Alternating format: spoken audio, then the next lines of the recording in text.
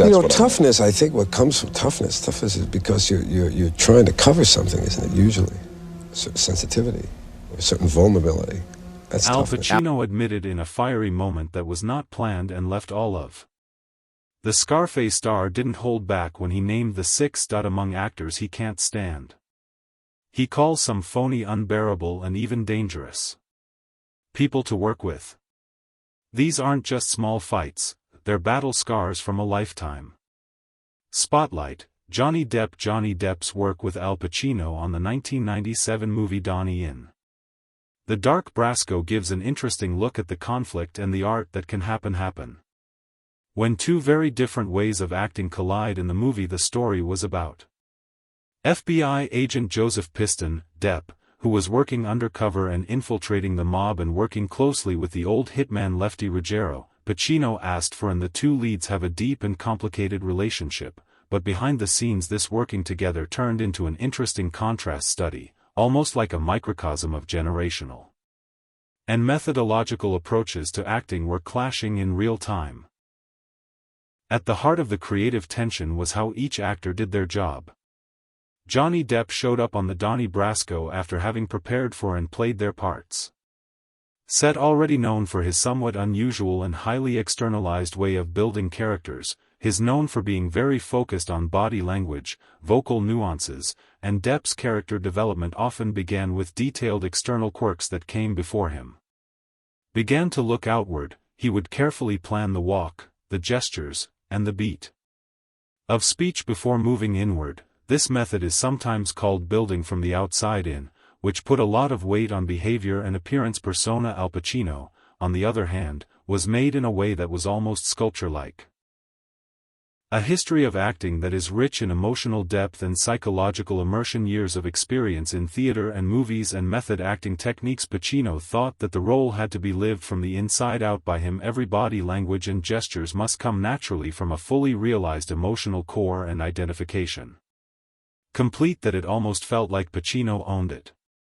The actor didn't just play the actor's character, showed or expanded on his or her own emotional truth, told from the inside out. Philosophy called for a commitment of visceral and raw emotions that was almost spiritual. Sincerity that shaped every part of the performance. Directed Mike Newell shed light on this fundamental difference. Years later, in an interview with Empire magazine, he said that Pacino had thought Depp would, instead of putting themselves into the role emotionally. Pacino met a co-star whose main focus was on technical precision and external detail. The gap became especially pronounced during one of the most important parts of the movie, the scene in the restaurant where Lefty teaches Donnie slowly. This scene was very important for showing how mob culture works and how to behave in certain situations.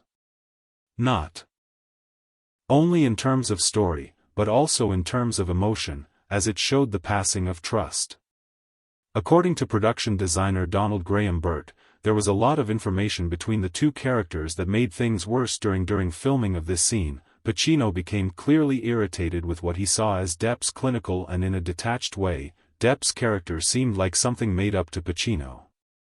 Then a fully embodied person. Burt talked about a tense moment on set caught in an interview with Vanity Fair in which Pacino suddenly became serious. "Where are you right now?" "You're not here," he asked between takes. "With me."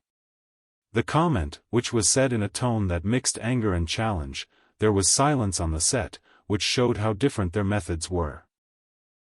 They were looking for a shared emotional space with honesty and presence, while Depp stayed true to his methodical outside performance during the whole production. This underlying tension as things got worse, crew members saw Pacino getting more and more annoyed with Depp's habit of staying partly in character between takes, but never really giving in to the emotional depths Pacino thought were important for Depp's role. Pacino thought that carefully maintaining a persona was a way to keep emotions from getting in the way of his actions. Pacino thought that authenticity had to be kept up all the time, on and off the camera to keep the scene going. The stress was so great that producer Barry Levinson reportedly stepped in more than once to prevent arguments about ideas from affecting important scenes or the overall vibe on set. This fight behind the scenes between two huge stars shed light on the clash of external and internal is one of the most important differences in acting philosophy. Craft versus catharsis. Years later, I thought about this tension in art in a casual conversation with a film student at Pacino's studio. The conflict was boiled down to a deep level. Insight: some actors play characters, while others show who they are by characters. It gets tricky when these two types try to live in the same world. This clearly showed the main idea of the Depp-Pacino relationship during Donnie Brasco. Depp's work was about putting together a complicated and sometimes mental puzzle of traits and behaviors. Pacino's was about revealing a raw, digging up emotional truth about Leonardo DiCaprio and the tension between Al Pacino and Leonardo DiCaprio while they were making Quentin Tarantino's. As of 2019, Once Upon a Time in Hollywood is a very interesting case study in the changing ideas about acting from one generation to the next. Even though Pacino and DiCaprio never met in Tarantino's sprawling homage to late 1960s Hollywood, direct scenes in their simultaneous being on set created what the crew called parallel universes of getting these universes ready, which are different but still orbit the same creative space. Sometimes they ran into each other, creating a unique dynamic behind the scenes that showed fundamental differences in the artistic process, personality, and work ethic of first assistant director William Paul Clark, who worked closely with both actors, said that the difference in how they prepared was immediately clear. From the start of filming, Leonardo DiCaprio was clear that he was a true student of his ship, always got there hours early every day, and he often used this time to work with a group of researchers he hired himself to learn more about the film's historical background. Rick Dalton Clark talked to us about the background and psychology of his character. Total Film magazine said that Leo's performance was so into the role that it was almost academic. Like a dissertation project that carefully breaks down the social and cultural dynamics of. In 1969, people in Hollywood read biographies and listened to interviews, and taking in everything that could help him improve his performances. Al Pacino, on the other hand, worked on what seemed to be the opposite axis. He arrived exactly on time, often looking at he only read the script once before going on set to give a performance that seemed to come naturally. It was tough to believe he hadn't spent months getting ready. Pacino's method was DiCaprio's approach, on the other hand, is based on a lot of research. Pacino seemed to be able to tap right into an emotional well, giving performances that felt real. It was clear that his job wasn't about gathering facts, it was about capturing the essence of the character in real time, like a jazz musician who finds the right note on the spot instead of making charts for every possible scale ahead of time. This is the main difference between the two. Reached a high point during a famous table read. DiCaprio gave a detailed set of notes on how Hollywood worked in the late 1960s, covering everything from studio politics to actor contracts, manager relationships. The thoroughness of his presentation is said to have gotten a sharp response from Pacino, who was heard saying, "The research department, lots of people are paying attention to this comment because it got people talking about more than not just about how to prepare, but also about how each actor saw the very nature of the split went beyond performance and into other creative areas as well." Arianne Phillips, the designer, said that DiCaprio asked for several fittings so he could play around with the physical parts of his, trying to find a look that fully matched the personality and background he had. Carefully he put together his wardrobe in a methodical way, as if each piece of Pacino, on the other hand, used clothes as data in a bigger research project.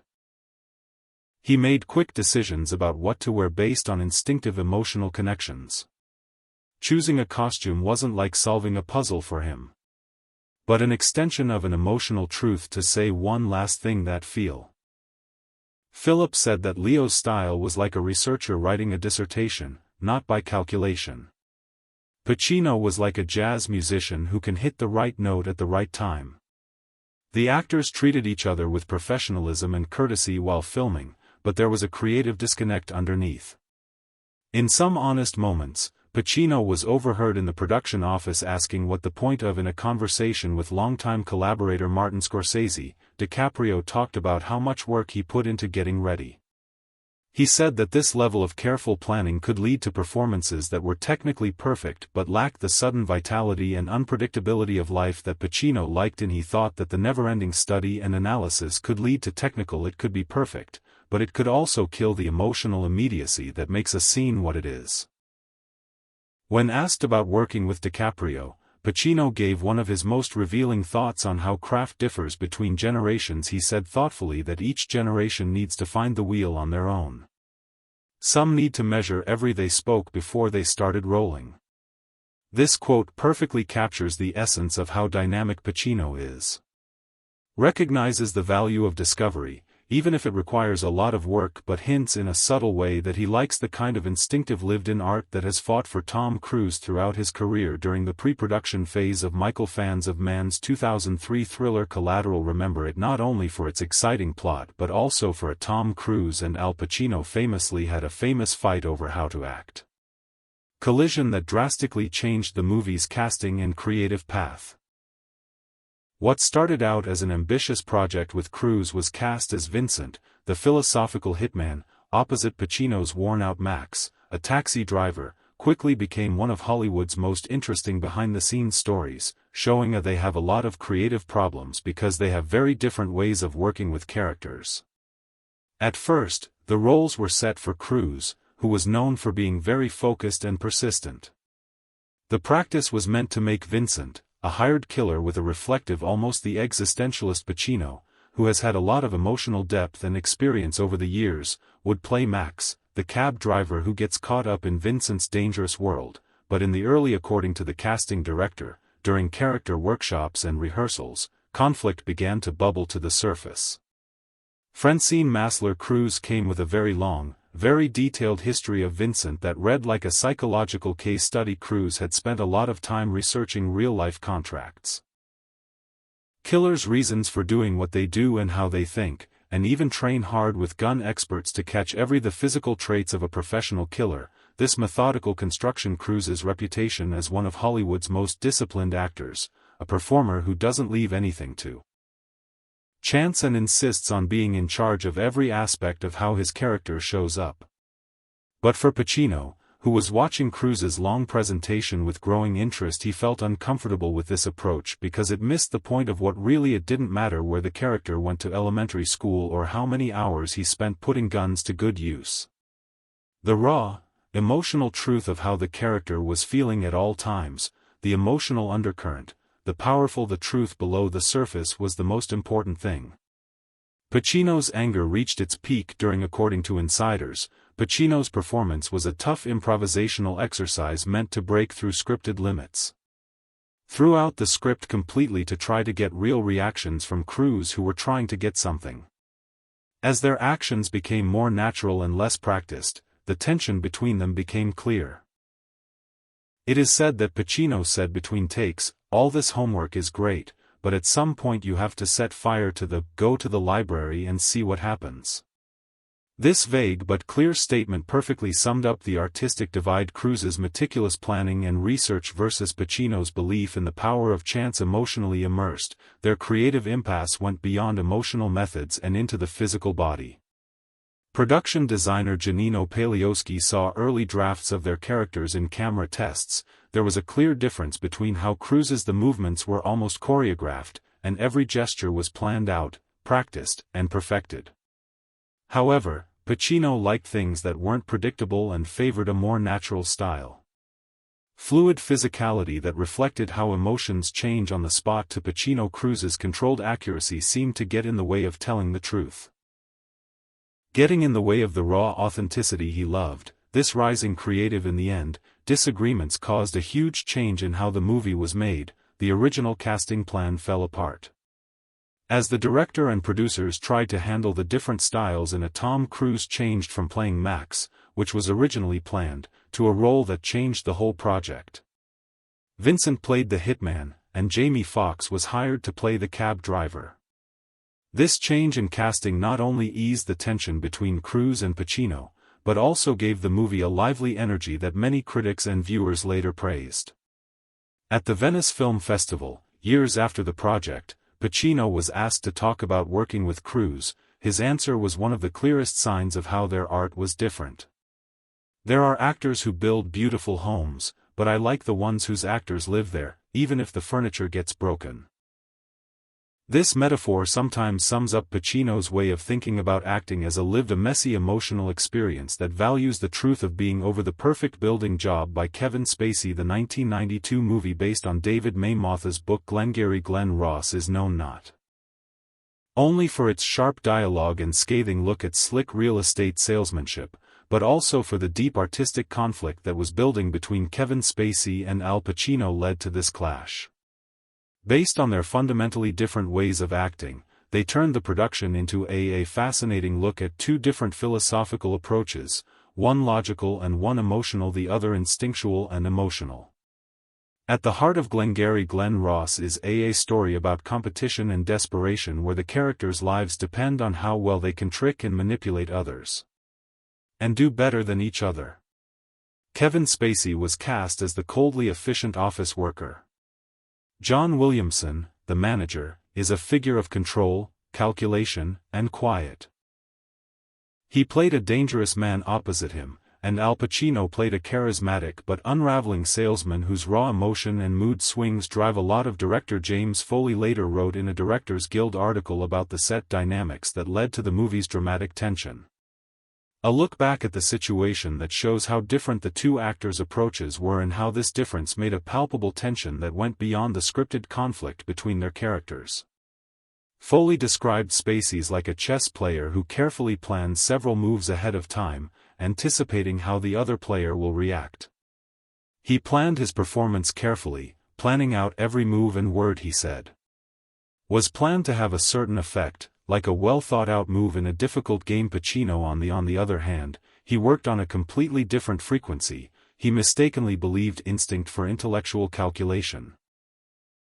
An emotional link, going deep into the scene's psychological and emotional core as it happened in real life at the time. Pacino thought that Spacey's lack of emotion in his analysis was almost the opposite of the creative process, thinking that this kind of careful math could lead to less. This philosophical divide came to a head when people acted based on mere demonstration rather than real embodiment. In the movie's most intense confrontation scene, Ricky Roma faces the betrayal for what it is, and desperation swirling around him. Crew members remembered Spacey's tightly controlled style made Pacino angry because it didn't seem to fit with the emotional urgency he was going for. To call production designer Jane Muskie, who talked about a very tense event Spacey gave a